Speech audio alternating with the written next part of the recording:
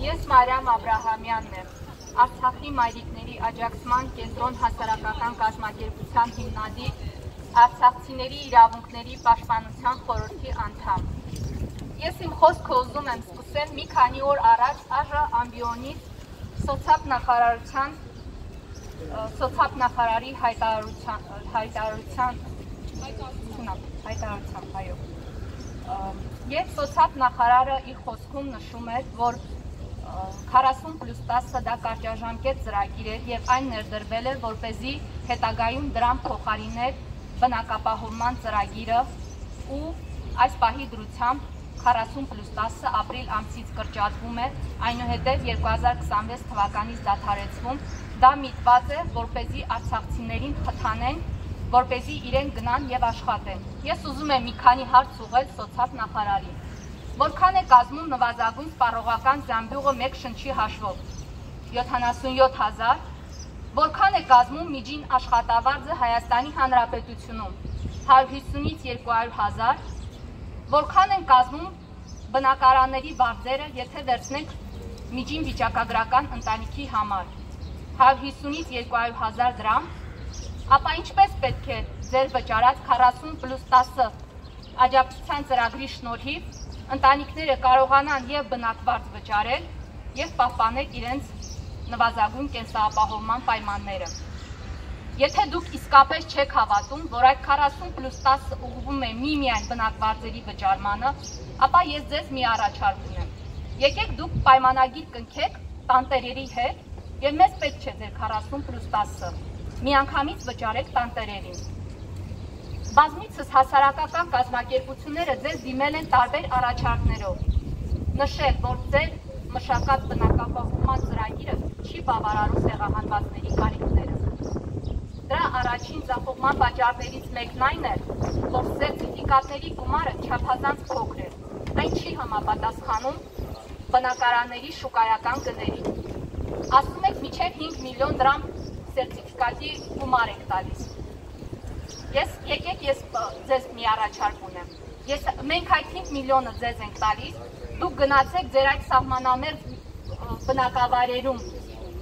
և բնակարան գնեք և աշխատեք։ Ինչպես եք մարդկանց ուղարկում սահմանամերձ գյուղեր, և սահմանամերձ գյուղում բնակվող տեղացին անգամ ինքը չի կարողանում գտնել աշխատանք։ Արդյոք ներդրել եք որևէ զբաղվածության ծրագիր կամ համայնքներում մարդկանց բնակեցնելու որևէ ծրագիր, երբ մարդկանց ուղարկում եք այնտեղ։ Հաջորդ խնդիրը այն է, որ ծրագիրը չի ներառում խոցելի խմբերին։ Ասում եք, որ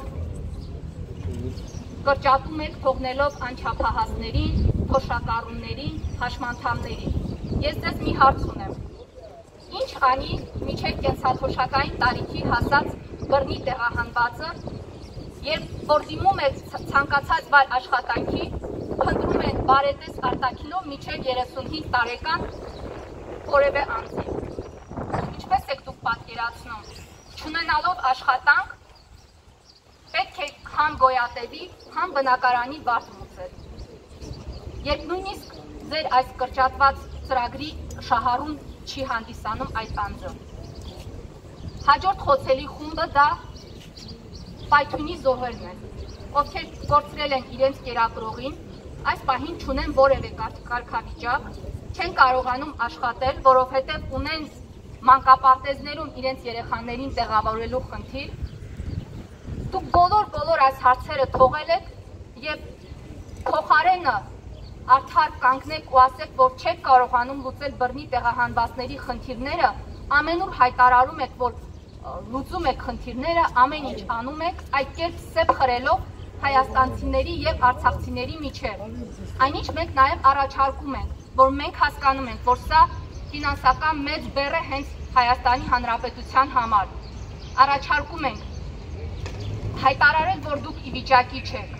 Մենք ինքներս ձեզ կաջակցենք, որպեսզի դուք միջազգային կազմակերպություններից դոնոր կազմակերպությունից ռեսուրսներ ներգրավեք և վերջապես լուծեք այս խնդիրը։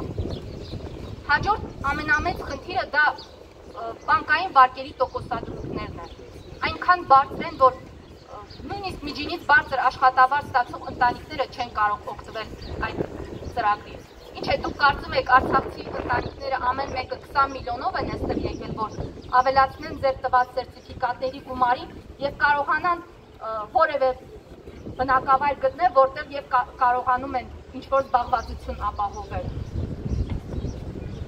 Այնպես չի, որ բռնի տեղահանվածները երազում են Երևանում բնակվելու մասին։ Չգիտես ինչու դա էլ է այնպես ներկայացվում։ Ստիպված են Երևանում բնակվել, որովհետև միայն այստեղ են կարողանում որևէ աշխատանք գտնել։ Սա ոչ միայն լուրջ սպառնալիք է արցախցիների բռնի տեղահանվածների համար, այլ լուրջ սպառնալիք է հենց Հայաստանի դեմոգրաֆիկական աճի տվյալների համար։ Ուստի մենք խնդրում ենք, որպեսզի սոցիալ նախարարության բարձրաստիճան պաշտոնյաներից որևէ մեկը իջնի եւ պատասխանի մեր հարցերին, որովհետեւ լինելով 15,000-անոց կանանց խմբի համակարգով, ամենաշատը շփվելով բռնի տեղահանվածների խնդիրների հետ, մեզ հետ որևէ քննարկում չի արվել։ Ամենուր ներկայացում է, որ ծրագրերը մշակվում են բռնի տեղահանվածների կարիքները գնահատելով,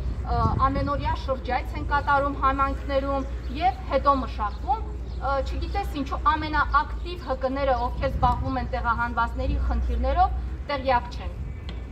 Իսկ ես կարող եմ ասել, որ դուք տեղյակ եք մեր հասարակական կազմակերպության մասին, որովհետեւ դուք մի անգամ մեզ հրավիրել եք տեղահանումից հետո, որտեղ մենք բարձրաձայնել ենք, որ ձեր ծրագրերը կարիքահեն չեն, որից հետո դուք այլևս մեզ չեք հրավիրել։ Ինչ կարող եք մտածել։ Մտածել, որ դուք քննարկում եք այն անձանց հետ, ովքեր տեղյակ չեն խնդրին կամ գուցե լուր կհամաձայնվեն ձեր ասածների հետ, որովհետև իրականությունը այն է, որ ձեր ծրագրերը իսկապես չեն համապատասխանում բռնի տեղահանվածների կարիքներին։ Դուք չեք կատարում կարիքների գնահատում, այլապես ձեր զբաղվածության ծրագիրը եւս ձախողված չէր լինի։ Այլապես այս պահին 25,000 զբաղված ընդամենը չէինք ունենա, մարդիկ շարունակաբար աշխատանք չէին փնտրի, ոչ իրենց մասնագիտություններով չէին աշխատի, ստիպված մի քանի տեղ չէին աշխատի։ Սպասում ենք ձեր արձագանքին։